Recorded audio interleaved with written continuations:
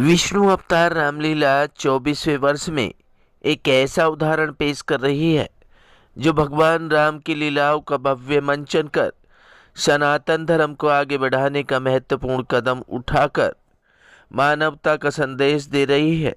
विष्णु अवतार रामलीला के भव्य मंच पर अतिथिगण आकर अपने आप को भाग्यशाली मान रहे हैं। हर रोज मुख्य अतिथिगणों का विष्णु अवतार रामलीला कमेटी के अधिकारीगण भव्य स्वागत कर मानव धर्म निभा रहे हैं। रामलीला मंचन में 11वें दिन विभीषण रावण संवाद,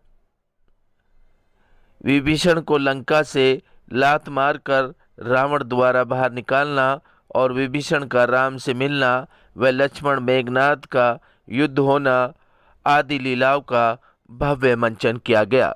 आप तस्वीरों के माध्यम से देख सकते हैं किस तरीके से भव्य रामलीला का मंचन हो रहा है। जीतने वाली तेरी भुजाओं को आज निश्चल बनाऊंगा। आज बरसाती भारती बौछारों के बीच कायर वीरता की जांच होगी। आज तलवारों के बीच ये कर चुका पाते बहन नारी की कतक नारी की सामने ताहे बच्चे सामने और नीति अनुसार हमें शत्रु को एक अवसर अवश्य देना चाहिए।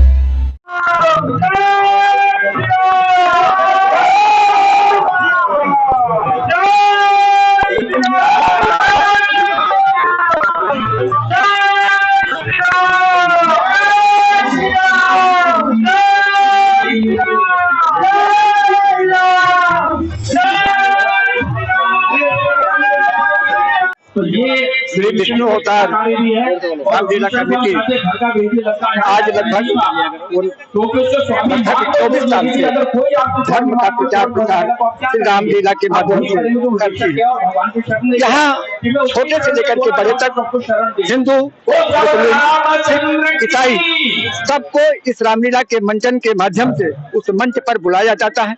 सबको भगवान राम के चरणों में झुकने के लिए, घूमने के लिए प्रेरित किया जाता है। राम सबकी आत्मा है। राम के प्रचार प्रसार से ही हमारा हिंदुस्तान है।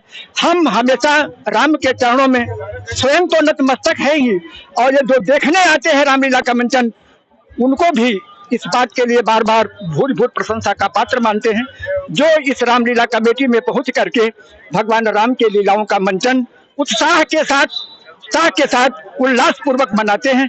किसी प्रकार के आपस में कोई विरोध नहीं, कोई विमर्श नहीं। राम राज बैठे त्रैलोका, हर्षित भय गए सब शोका। बैरु न कर काहू सन कोई, राम प्रताप विषमता खोई। दैहिक दैविक भौतिक तापा, राम राज्य काहू नहीं व्यापा। सब नर करही परस्पर प्रीति, मिलहि स्वधर्म विरत श्रुति नीति। बोल सियावर राम चंद्र जी की जय। सबको भगवान श्री राम सद्बुद्धि दें। इस रामलीला के माध्यम से मंचन को देख करके अपने जीवन में राम की पूजा करना सीखें, उनका सम्मान करें। अपने घर घर में राम पैदा करें, बच्चों के रूप में और बेटियों के रूप में सीता को हमेशा पैदा करने की, उत्पन्न करने की क्षमता रखें। अपने बच्चों को राम बनाएं और बेटियों को सीता बनाएं। मेरा इस मंच के माध्यम से यही जनता से अपील है। सब सुखी हो, सब संपन्न हो, कहीं कोई रोगी ना हो, सब निरोगी हो। बोल सियावर रामचंद्र। देखो, बहुत बढ़िया। मैंने स्टेज पर भी बोला है कि इससे बढ़िया रामलीला जमुना पार में मेरे ख्याल से नहीं होगी, इससे अच्छा मंचन नहीं हो रहा। और सारे ही पदाधिकारी बहुत ही अच्छे लोग हैं, बहुत बढ़िया लोग हैं और ईमानदार लोग हैं। सबसे बड़ी बात ये, और हर साल मैं देखता आ रहा हूँ कि इस मंचन को आकार दिया जा रहा है और बढ़िया तरीके से कर रहे हैं। इस बात से ऐसा हो सका है कि रामलीला नहीं देख पाया हूँ, क्योंकि उसी टाइम हमारे नवरात्रों के फास्ट होते हैं, जल्दी निकल जाना होता है। लेकिन मैं समझता हूँ कि जो मेले का स्वरूप दिया गया है और सराउंडिंग में जो चीजें दी गई हैं बच्चों के लिए खेलने के लिए, झूले वगैरह, बहुत ही बढ़िया है। इससे बढ़िया रामलीला मैंने नहीं देखी। बचपन में कभी देखते थे, लेकिन वो बचपन था। लेकिन आज हम जो देख रहे हैं ना, इतना सब कुछ सिस्टम से है, तो बहुत बढ़िया लगा। और मैं समझता हूँ कि रात दिन ये किसी तरह से तरक्की करते रहे, विष्णु अवतार रामलीला इस तरह से बढ़ती रहे, चलती रहे। हमारे धर्म, हमारे समाज के लिए ऐसी रामलीला होना क्यों जरूरी है? हमारा धर्म जो है, हिंदू धर्म, ये धर्म जो है, ये धर्म इस तरह का धर्म है, शायद ही वर्ल्ड में कोई ऐसा धर्म हो। और ये हर चीज, हर एक कैरेक्टर जो है ना, चाहे वो जनक जी हो, रामचंद्र जी हो, लक्ष्मण जी हो, सीता जी हो, कौशल्या हो, हनुमान जी हो, हर कैरेक्टर का अपना अपना महत्व है और इसको एक अच्छे ढंग से दर्शाया गया, बहुत ही अच्छा लगता है। मैं समझता हूँ कि हिंदू धर्म से बढ़िया धर्म कोई नहीं है। क्या कहेंगे आप? देखिए, जमुना पार की सबसे बड़ी रामलीला होती है। यहाँ हजारों लोगों का आगमन होता है, यहाँ बड़ा एंजॉय करती है जनता यहाँ की, और ये भाईचारे का प्रतीक है। और मैं तो सबसे बड़ा सैल्यूट करता हूँ विष्णु अवतार रामलीला कमेटी के सदस्य, चेयरमैन, इतनी शानदार मैनेजमेंट को मैं बार बार सैल्यूट करता हूँ। इस बहाने लोगों का एंजॉयमेंट होता है, आसपास की चीजें देखिए, सराउंडिंग में मेला है, सब कुछ है। इसी बहाने कुछ साथी ऐसे भी मिल जाते हैं जो साल भर में 6 महीने में एक बार मिलते हैं। आपने अभी मंचन देखा, इससे कितना लोगों को फर्क पड़ता है और लोग कितना इसको समझते हैं और आगे के लिए अपने जीवन में पालन करते हैं? देखिए, भगवान राम तो हमारे लिए प्रेरणादायक हैं, और जो हमारे बच्चे हैं जो हमारा इतिहास नहीं जानते, जो इतने धर्म के बारे में नहीं पढ़ते, वो देख के कुछ ना कुछ सीखते हैं, क्योंकि आदमी पढ़ के इतना नहीं सीखता जितना देख के सीखता है। तो इस बहाने कुछ ना कुछ ज्ञान प्राप्त होता है अपने धर्म के बारे में या भगवान नाम के बारे में। आज विष्णु अवतार रामलीला कमेटी के जितने सदस्य हैं, जितने पदाधिकारी हैं, वो शिखर पे जा रहे हैं। और आज की स्थिति ऐसी है कि दिल्ली की दूसरी 2 नंबर की रामलीला है और हमारे जमुना पार में सबसे बड़ी रामलीला करके दी जाती है विष्णु अवतार रामलीला कमेटी है। इनका बहुत बहुत धन्यवाद, और उन्होंने बड़ा सम्मान दिया है, हर किसी को आने वाले का सम्मान किया है। बहुत बहुत धन्यवाद। बोलो साचे दरबार की जय। वीर सूर्य टाइम्स के संस्थापक और संपादक दर्शकों को बताना चाहता मुझे अभी पता लगा है कि आज उनका जन्मदिन है, रामलीला कमेटी का, जो कि समय हमारे नासिक दिवाकर पंडित जी का इंटरव्यू ले रहे हैं। एक बढ़ के चीजों विष्णु को अवतार करने का प्रयास रामलीला किया है। कमेटी इसी कड़ी में जैसे आपने अभी देखा कि रावण ने विभीषण जी को अपने दरबार से निकाल दिया और रामादल में शामिल हो गए, तो इसके लिए उनके लिए भी शुभकामनाएं कि उनको प्रभु की सेवा का मौका मिलेगा। और मैं आपके चैनल के माध्यम से दर्शकों को बताना चाहता हूँ कि आने वाली विजयदशमी के पर्व पर हमने अपने लिए अपनी रामलीला के माध्यम से विशेष आयोजन रखा हुआ है, जो कि इसी पंडाल में, विष्णु अवतार रामलीला कमेटी के पंडाल में 3 पुतलों के साथ चौथे पुतले का दहन भी होना है, जो सनातन विरोधियों के लिए करारा जवाब होगा। 3 पुतले अभी आप देखेंगे हमारे दशहरा मैदान में लग के तैयार हो गए हैं। तो आप सभी लोग परिवार के साथ विजयदशमी के पर्व को मनाएं, यही हमारी शुभकामनाएं।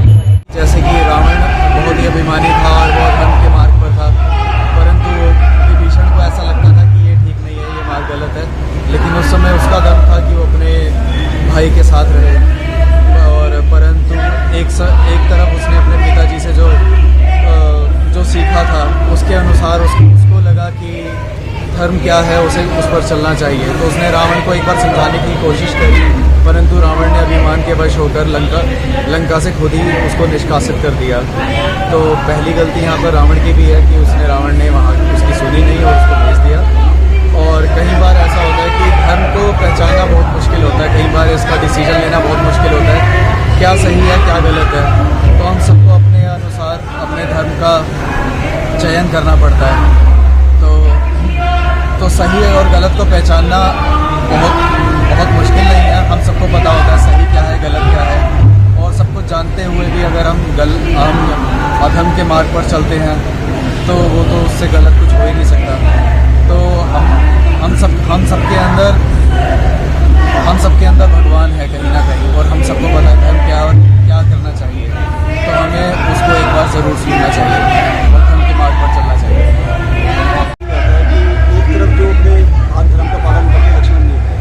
माँ सीता का हरण हुआ तो उनके भाई के पक्ष में, तो वही दूसरी तरफ मिसाल देखने को ये भी मिलती है कि पुत्र धर्म के प्रति जो मेघनाथ है वो कितने समर्पित थे। क्योंकि लक्ष्मण जी तो जानते थे कि उनके साथ प्रभु श्री राम का आशीर्वाद है, परंतु मेघनाथ भी इतना पराक्रमी था, इतना बहादुर शख्स था कि वो जानता था कि सामने स्वयं भगवान अपने लेकर खड़े हो चुके हैं, लेकिन फिर भी वो अपने पुत्र धर्म से विमुख नहीं है, जानते हुए कि सामने लड़ रहेगा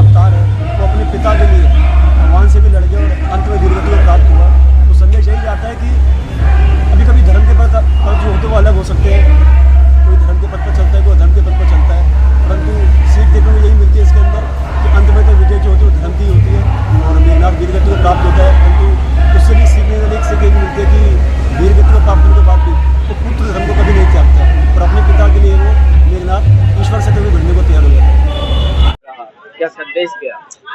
देखो 10 दिन की रामलीला है और 10 दिन की रामलीला में सभी के साथ संवाद है रावण का, तो विभीषण भी एक मेन पात्र उसमें है। आज जैसा कि आपने देखा ही है कि विभीषण को जो है अपने राज्य से उन्होंने जो है निकाल दिया। कारण यही था कि वो शत्रु की बढ़ाई कर रहा था और शत्रु दल में वो जाके मिलेंगे। और ये भी सच्चाई है कि अगर विभीषण उस दल में ना गए होते तो शायद रावण इतनी आसानी से मरने वाला नहीं था, क्योंकि उसका जो राज था वो सिर्फ विभीषण को पता था और ना उनको पता लग पाता। ये तो सब देखो लीला जो है वो पहले से रचित थी, लिखी हुई थी, तो उस लीला को जो है ये घटित किया गया। हर पात्र जो है अपनी भूमिका उसमें निभा रहा है। वो आज से ही रामायण में बताया जाता है कि एक दोहा आता है कि घर का बेटी घर का पुत्र। जी, क्या अर्थ यही है कि जो राजदार होगा आपका वो सीधा सीधा है कि सबसे ज्यादा नुकसान वही कर सकता है, अन्यथा आपका कोई नहीं। अब ये लगा लो अभी विभीषण गए हैं तो अब अंगद आएगा, अंगद को भेजने वाला विभीषण होगा, विभीषण बताएगा उनको सारे राज जो धीरे धीरे करके मेघनाथ कैसे मारा जाएगा, कुंभकर्ण कैसे मारा जाएगा, यानी एक एक जो योद्धा लंका के थे उनको मारने का जो भी काम रामादल के थ्रू किया जाएगा वो जो है विभीषण के द्वारा ही होगा। विभीषण सबको बताएगा। क्या जागरूकता का संदेश देंगे इस दोहे के माध्यम से? मैं तो बस यही कहूंगा कि ठीक है अपने राजदार रखिए, लेकिन राजदार के साथ साथ जो भी राजदार बने उसको विश्वास बनाए रखना चाहिए। घर का बेटी देखो, आपके जो आसपास का जो व्यक्ति होता है ना, आपका भाई हो सकता है, आपका दोस्त हो सकता है, वही आपका सबसे ज्यादा नुकसान करता है। अन्यथा तीसरे व्यक्ति को कोई मतलब नहीं है कि वो आपका कोई नुकसान करे, कुछ नहीं। तो आपके जो राज हैं वो आपको अपने अंदर रखने चाहिए। जितने आपके पास रहेंगे, तो कहते हैं ना दीवारों के भी कान होते हैं, अगर राज आपके पास रहेंगे तो दीवारों के कान नहीं सुन पाएंगे, नहीं तो दीवारों के कान कुछ नहीं होते। वो दोस्त जो भाई जो भी होते हैं वो सगे संबंधी वो इधर उधर बातें करते हैं और आपके जो सारे राज निकल जाते हैं। जो आपका शत्रु होता है वो उन सब चीजों का फायदा उठाता है।